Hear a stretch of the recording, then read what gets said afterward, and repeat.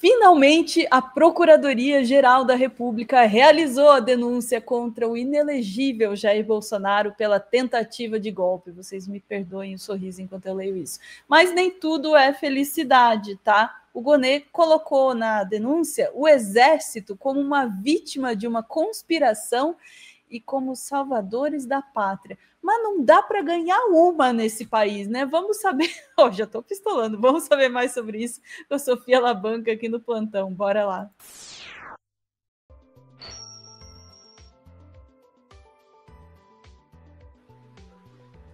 A gente não consegue ter meio dia de felicidade, Sofia. Não. Na verdade, a felicidade durou 21 páginas. Triste. Vamos lá, a gente está falando aqui da questão da denúncia que o PGR, Paulo Gonet, fez contra Jair Bolsonaro e outras 33 pessoas, né? Mas, assim, dá para comemorar? Dá para comemorar, finalmente está caminhando aí, agora Bolsonaro será julgado. Mas o problema é que ele resolveu isentar, e não foi pouco, as Forças Armadas dentro dessa denúncia. Inclusive chegando ao ponto de colocar o Exército como vítima. Não. Vítima. Vou mostrar para você. Isso é uma coisa que, assim, você lê esse teor no texto inteiro, mas tem um parágrafo específico que fica mais claro isso. Então, vou colocar aqui na tela, tá aqui a denúncia, né? Ministério Público Federal, Procuradoria-Geral da República. Maravilha, hein? E daí eu vou pegar e pular direto para a página 21. E aparentemente meu computador... Aí, carregou. Vamos pegar aqui o último parágrafo da página 21. É de ser observado que o próprio Exército foi vítima da conspirata. A sua participação no golpe foi objeto de constante procura e provocação por parte dos denunciados. Os oficiais generais que resistiram às instâncias dos sediciosos sofreram sistemática e insidiosa campanha pública de ataques pessoais que foram dirigidas até mesmo a familiares. As contínuas agressões morais se davam sempre com o propósito de impeli-los ao movimento rebelde, servindo ainda de efeito indutor a que outros militares, envaídos pela degenerado sentimento de patriotismo de que a organização criminosa servia, formassem com os insurretos. Então, tadinhos, Ana, tadinha das Forças Armadas, do Exército, que estavam sendo impelidos a dar um golpe que eles não queriam. E assim, vamos lá, vamos ser honestos aqui. Rolou campanha contra militar que não aderiu ao golpe? Rolou. Inclusive, a gente sabe que tinha praticamente um gabinete do ódio contra os militares que não aderiram ao golpe. O ponto que é sempre bom perguntar é, se estava acontecendo isso, por que os militares que estavam sendo alvos dessa campanha não fizeram nada? E eles não podiam fazer nada. Eles não podiam fazer nada. Você está falando de comandante de duas das forças do Brasil. Não tinham poder para fazer nada. Você jura? E se eles não tinham poder para fazer nada, deixa eu perguntar mais uma coisa. Isso não é um sinal de que a instituição inteira estava podre? Se a pessoa que estava sendo empurrada para dar um golpe não poderia falar nada, se não sofreria represálias? Não é um sinal de que a porcaria da instituição inteira tá podre? Mas não, eles vão lá e dizem, tadinho. Não sustenta. Não sustenta. Não sustenta. E daí, Ana, quem que comemorou muito isso? Sabe quem que foi? José Múcio Monteiro, ministro da Defesa. Só a menção do nome deste homem já me deixa... Coluna do Valdo Cruz, lá na G1.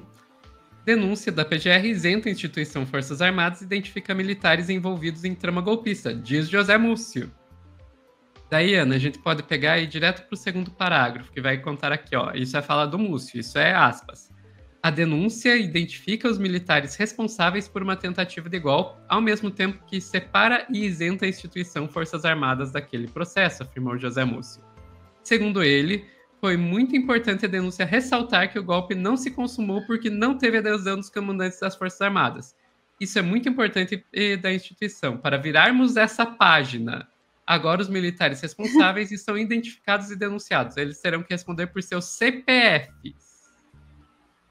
A avaliação do Ministério da Defesa é compartilhada pelo Exército, que também recebeu com alívio a denúncia da PGR.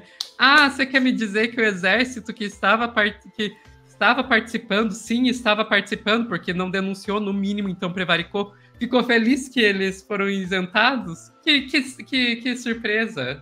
Diga. Você está dizendo que o José Múcio, aquele mesmo que falou que tinha parentes dentro dos acampamentos na frente dos quartéis, ficou feliz que foram isentados? Que surpresa! Vamos ser sinceros? Os militares que foram denunciados estão servindo de bode expiatório. Não estou dizendo que eles não têm culpa no cartório. Tem e muita, mas não são os únicos. Não são os únicos. Daí, Ana, para completar, é um áudio um pouco longo, eu admito, a gente pode ir pausando e comentando no meio, mas eu queria trazer um áudio aqui de um programa do podcast Foro de Teresina, que foi ao ar no final de novembro do ano passado, na qual a jornalista Ana Clara Costa, ela faz um resumo de tudo que o Freire Gomes, que é o comandante do exército do Bolsonaro, que está sendo laureado como o herói que impediu o golpe, tudo que indica que ele não tem nada de democrata. E o fato de que o áudio é longo, como eu já avisei, mostra que é bastante coisa. A ficha Vamos longa. lá. Vamos lá. Se lembra da reunião do dia 5 de julho do ano de 2022, que foi aquela reunião com os ministros que o Bolsonaro fala abertamente em melar a eleição porque as urnas estavam fraudadas. Esse vídeo dessa reunião ele foi encontrado no computador do Mauro Cid, e Mauro Cid não tinha exposto esse vídeo, não tinha falado sobre esse vídeo na delação dele, mas os policiais encontraram, tal, e esse vídeo veio a público já faz tempo, né? Já foi no início do ano. Você já vê o Mário Fernandes nesse vídeo querendo partir para os finalmente. Ele estava, né? Mário Fernandes, só para quem não lembra, é aquele que estava lá no plano Punhal Verde e Amarelo, que era para matar o Lula, o Xandão e o Alckmin. Essa reunião, e ele já é bem claro sobre a necessidade de se parar essa eleição de alguma forma. E o Freire Gomes estava nessa reunião. Então, nessa reunião se fala de criar mecanismos para que a eleição não acontecesse porque as urnas estão fraudadas. Eles não chegam a falar da minuta exata, porque a minuta passa a ser um plano mais para frente. Mas eles falam que é preciso fazer alguma coisa. E o Bolsonaro, nessa reunião, ele pede que os seus ministros, ele pede que todo mundo ajude a tentar fazer com que, de fato, essa eleição não acontecesse, porque ele tem certeza que ela está fraudada, porque ele tem certeza que essas urnas são fraudadas. O Freire Gomes está nessa reunião e não fala nada. Depois ele é até questionado num Prevaricou. Depoimento que ele presta sobre por que ele não fez nada. E ele falou assim, eu achei que esse recado que ele estava dando, de pedir para ajudá-lo nessa narrativa, era para o núcleo político, não era para mim, então assim, não me senti tocado por isso. Vamos mais. E o fato de que ele estava falando isso para o núcleo político significa que você não significa que você não deveria falar? Deveria falar.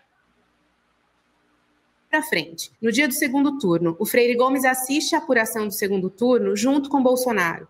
É a primeira vez na história do regime democrático que o chefe das Forças Armadas está com o presidente na hora do resultado. O Fernando Henrique nunca convidou. O Lula, menos ainda. Ninguém convidou. A gente nem lembra quem eram os comandantes militares. Não se sabia. Então, assim, ele estava... De que lado será que ele estava? Assistindo o resultado das urnas junto com o Bolsonaro. De que lado será que ele estava? Puxa. O Bolsonaro nesse momento. Ele mantém o contato com o Cid enquanto o Cid organiza e mobiliza esse núcleo golpista. E o Cid, ele mobiliza dois núcleos golpistas, né? Porque você tem o núcleo golpista do artigo 142 da minuta do golpe e o núcleo golpista dos assassinatos. São dois, né? Que são, na verdade, totalmente interligados. Um entraria em ação e logo em seguida outro. Então, assim, ele está em contato com o Cid o tempo todo, a ponto do Cid conversar com ele, dar retornos para ele do que está acontecendo. Quando os acampamentos começam a encher... Gente, e o cara, você jura que esse é o herói que salvou a democracia? Você jura? Depois do segundo turno, e o exército não faz nada, o Freire Gomes dizia que ele não podia fazer nada porque não tinha ordem judicial. E, de fato, naquela época havia um questionamento se a justiça civil poderia arbitrar numa área militar. Era um questionamento que existia. Mas aí, o que ele faz? Junto com os outros comandantes das forças, ele publica uma nota defendendo a liberdade de manifestação daquelas pessoas. Essa nota é entendida como uma... Gente, vocês percebem isso? O cara publicou uma nota dizendo que as pessoas poderiam sim se manter lá. Primeiro, não tinha ordem judicial, ok, mas ele não precisava esperar a ordem judicial para mandar tirar aquelas pessoas de lá. Uhum. A justiça poderia não ser capaz de obrigar eles a tirarem, mas ele, como chefe do exército, poderia, sem ordem judicial nenhuma. Ele não apenas não fez, como ele publicou notinha dizendo que eles podiam continuar lá. Esse é o exército que, ai, tadinho, foram vítimas de conspirata. Aval das Forças Armadas para isso. E ela ajuda, inclusive, a estimular esses manifestantes que estavam lá planejando atos terroristas, depois a gente viu, né? Então, essa carta foi muito importante, essa nota, e o Cid, inclusive, manda mensagem para ele, isso está no relatório, agradecendo ele pela nota, falando que ela foi muito importante para eles naquele momento. Então, é uma nota que ajuda muito a tornar os ânimos ainda mais exacerbados. E aí depois, no relatório também, o próprio Cid, em uma das mensagens, ele fala, né, que ele sabia que o exército não faria nada porque ele sabia que a justiça não podia arbitrar em área militar, ou seja, ele sabia que não ia ter, e de fato a justiça não fez nada mesmo, né? Então, assim, tinha essa divergência aí jurídica e o Freire Gomes meio que usou um pouco isso para... Ele poderia dizer, então, ó, a justiça não pode fazer nada aqui. Limbo jurídico. Exato. Que era conveniente para os golpistas. Para ele não dizer que ele não queria que os acampamentos fossem embora, ele diz que a culpa era da justiça, mas na verdade ele sabia que a justiça não ia poder fazer nada. Além de tudo, depois que esses acampamentos foram montados, o próprio exército pedia a limpeza dos acampamentos 3 vezes ao dia, proibia a polícia militar sob hipótese nenhuma. Isso está em ofícios enviados ao GDF, está no processo. Tem vídeos na internet mostrando militares ajudando os acampados a montar barracas. Tadinho, ele foi vítima de uma conspirata, Ana. Havia uma colaboração do exército imensa com aquilo. E o Freire Gomes não mexia também nos acampamentos porque ele queria deixar esse passivo, esse desgaste para o próximo comandante, não para ele. Bom, então, enquanto isso acontece no acampamento, o golpe estava sendo forjado ali, né? E aí, o Lula, um dos primeiros ministros que ele nomeia, no início de dezembro, é o Múcio, como ministro da Defesa, justamente em razão dessa necessidade de tentar uma aproximação ali com as Forças Armadas. E nisso, o golpe rolando solto ali no Palácio da Alvorada, nesses porões aí. E aí, o que o Múcio faz? O Múcio liga para os comandantes das Forças Armadas para conversar com eles, para tentar justamente uma aproximação. Isso é início de dezembro. Sabe o que o Freire Gomes faz? Não responde, não atende, não quer recebê-lo. Isso, o nosso herói. Garnier nem se fala, Batista Júnior e tal, mas o Freire Gomes, o que Garnier a gente está falando... um golpista de almanaque, né? Exato. O Garnier foi o único dos 3 das Forças Armadas que embarcou na ideia de um golpe usando armas. E aí o Freire Gomes não quer nem receber o Múcio, nem falar com ele. Aí o Múcio liga para o Bolsonaro e fala, olha... eu queria que você me ajudasse, eles se conhecem porque foram deputados ao mesmo tempo, né? E aí o Múcio pede para o Bolsonaro falar com os comandantes, para os comandantes falarem com ele. E o Bolsonaro faz isso. Então, assim, o Bolsonaro com uma mão fazia o golpe, com a outra atendia o pedido do Múcio. E aí o Freire Gomes recebeu o Múcio, Batista Júnior recebeu o Múcio, só o Almirante Garnier que não. E aí... Gente, vocês perceberam isso? O Múcio, para conseguir que o Freire Gomes falasse com ele, teve que pedir a intervenção do Bolsonaro. Cara. O mês de dezembro passa, acontece tudo o que aconteceu. O dia 15 de dezembro, que é o grande dia, né, que eles acham que no dia 15 o Freire Gomes vai recuar e aceitar a minuta e tal. Eles vão atrás do Alexandre de Moraes. Depois da diplomação. Exato. Do Lula. Então, quando esse dia 15 acontece e tal, e na verdade não acontece, né, porque o Freire Gomes não adere, nos dias seguintes, sabe o que o Freire Gomes faz? Ele e os outros comandantes, nós não vamos bater continência para o Lula, vamos... O cara que é o herói da democracia, que foi vítima de conspirata, se recusou a bater continência para o presidente da República. Sair do governo antes que o Lula assuma, porque a gente não vai participar da transmissão de poder. E aí vai o Múcio tendo que convencer cada um a não fazer isso e tal. E o Freire Gomes não topa, diz que vai sair 2 dias antes, porque não vai bater continência para o Lula. E aí o Bolsonaro, naquele momento, é quem tem que nomear o comandante do exército do Lula. Eles nomeiam o Júlio César Arruda. É um militar que o Múcio escolheu, o Lula chancelou, mas quem nomeou foi o Bolsonaro. Isso é inédito. O Bolsonaro... Ou seja, ele tanto não queria bater continência para o Lula que ele preferiu sair antecipadamente da função e colocar o Arruda no lugar para não bater continência. Teve que exonerar o Freire Gomes e nomear o outro porque o Freire Gomes não aceitaria bater continência para o Lula. Cara, vocês têm noção de... Olha essa ficha corrida. E aí, muito obrigado, pessoal do Foro de Teresina, Ana Clara Costa, por fazer esse resumo aí magistral. Olha essa ficha corrida. Esse cara é o comandante do exército que o PGR, que o Gonê, está dizendo que salvou a nossa democracia, que foram vítimas de uma conspirata. Puta que pariu! Eu ia te pedir, Sofia, permissão para abrir o palavrão. Vocês tiram as crianças da sala, porque, ó, em 3, 2, 1, tá liberado, tá? Puta que pariu. Vai passar pano para milico golpista. Mas, bem, é assim. O Gonê. É o Gonê, que a gente tá falando que é o cara ultraconservador, que chegou a ser sugerido pela Bia Kicis para ir no lugar do Aras, e a gente tá falando aí, desculpa, mas a gente também tá falando do governo Lula, que colocou José Múcio para ser ministro da Defesa e mantém o José Múcio até hoje, já se passaram mais de 2 anos e mantém o José Múcio, e que, assim, não tem coragem nem de relembrar os 60 anos do golpe de Estado e tudo isso. Cara, só lamento dizer, você tem essa combinação de fatores aí, tudo isso, falta de memória, Múcio no Ministério da Defesa, Gonê na PGR, você tem tudo isso. O que a gente está fazendo é a gestão do próximo golpe. Exatamente. Exatamente isso, Sofia. Não tem razão nem... Não sei se você tinha terminado, Sofia, mas eu já estou tão puta da vida. Não tem razão nenhuma para a gente estar passando a mão na cabeça de milico neste momento da história, tá? Nenhuma. Tá tudo absolutamente claro o que estava acontecendo, tá tudo muito claro. Qual foi a participação das Forças Armadas brasileiras no geral? Eu não consigo. Vocês têm razão, só pode ser dívida de jogo. É uma sextape.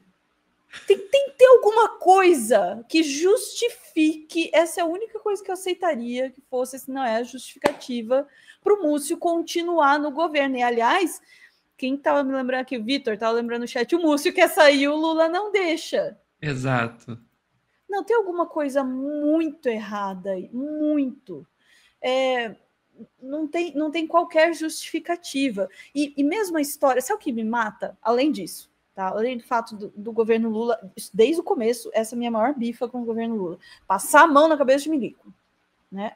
A gente viu o que aconteceu, viu todo o desenvolvimento do golpe, e a gente continua mantendo o Múcio ali, e pior, tá, o Gonê, você tem razão, o Gonê fazer isso não surpreende. Irrita, mas não surpreende. Me irrita que não haja um bafafá maior, uma reação maior, inclusive até mesmo da imprensa. Que já vi aí, né, muita imprensa grande aí dizendo, não, mas realmente, não era todo mundo, nem todo milico. Ok, daqui a quantos anos a gente vai falar isso de novo? Se é que a gente vai poder falar, porque da próxima vez pode ser que o golpe dê certo, né? É isso que está acontecendo. E veja, bem no momento em que a gente está discutindo, né, por conta de... Ainda estou aqui, a gente está discutindo a consequência da gente não ter aplicado as punições devidas para os militares na ditadura. A gente está discutindo isso agora e, diante da coisa acontecendo na nossa cara, Gonê tem a pachorra de me dizer salvador da pátria, tem a pachorra de me dizer foram vítimas de uma conspirata. Assim, e não faz nem sentido. Não faz nem sentido, realmente. A Sofia apontou muito bem, assim. Não faz sentido. A Sofia e o pessoal do Foro de Teresina também, né?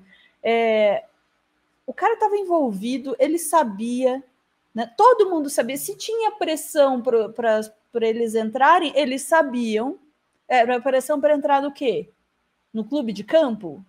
Era pressão para entrar no quê? No bolão da firma? Não, era pressão para entrar no golpe. Então, como é que vai me dizer que eles não sabiam? Ah, mas eles não tinham poder para fazer nada. Bom, então o exército, as Forças Armadas inteiras estão corrompidas. Se as poucas pessoas, né, que sabiam e não podiam fazer nada contra, é porque as Forças Armadas estão corrompidas. Algo tem que ser feito a este respeito. Ou isso, ou eles não fizeram porque eles não queriam. Só pode ser uma das duas opções, gente. Não dá para ser, né, uma hora uma, outra hora outra, ou nenhuma das alternativas. É uma coisa ou outra, porque eles não falaram. Senão só nos resta, Sofia, cantar. Você prevaricou, participou do golpe, sim, prevaricou. Participou do golpe, sim. Né? É isso, Ana. E eu acho assim, a gente tem que pensar um pouquinho em termos de... Também tem um ponto. Vou fazer um pouquinho de advogada do diabo aqui. E dizer assim, não é papel... Vou dizer uma coisa, não é papel do PGR, etc., querer reformar todas as Forças Armadas.